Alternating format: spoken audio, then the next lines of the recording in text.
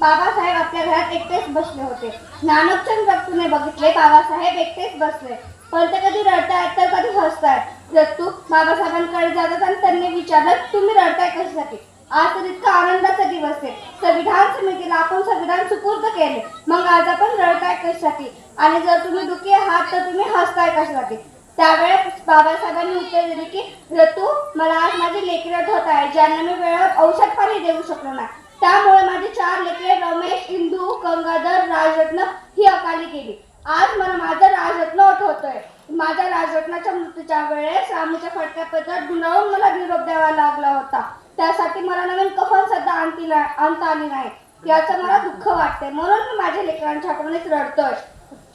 रक्तूने विचारले, बाबासाहेब तुमचं दुःख मी समजू शकतो, पण जर तुम्ही तुमच्या लेकरांच्या आठवणीत रडताय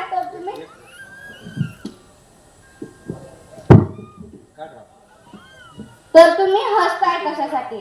त्यावेळेस बाबासाहेबांनी उत्तर दिले की रतू, माझ्या राजरत्नाला रामूच्या फटक्या पदरात गुंडाळून निरोप द्यावा लागला होता, पण या भारतात जन्माला येणाऱ्या प्रत्येक राजरत्नाला सुटबुटात जगता याची सोय मी भारताच्या संविधानात करून ठेवली आहे, म्हणून मी हसतोय. रुतबा मेरे सिर को तेरे संविधान से मिला है, रुतबा मेरे सिर को तेरे संविधान से मिला है, औरों को जो मिला है मुकद्दर से मिला है, लेकिन हमको तो ये मुकद्दर भी बाबा साहेब के संविधान से मिला है. जय भीम.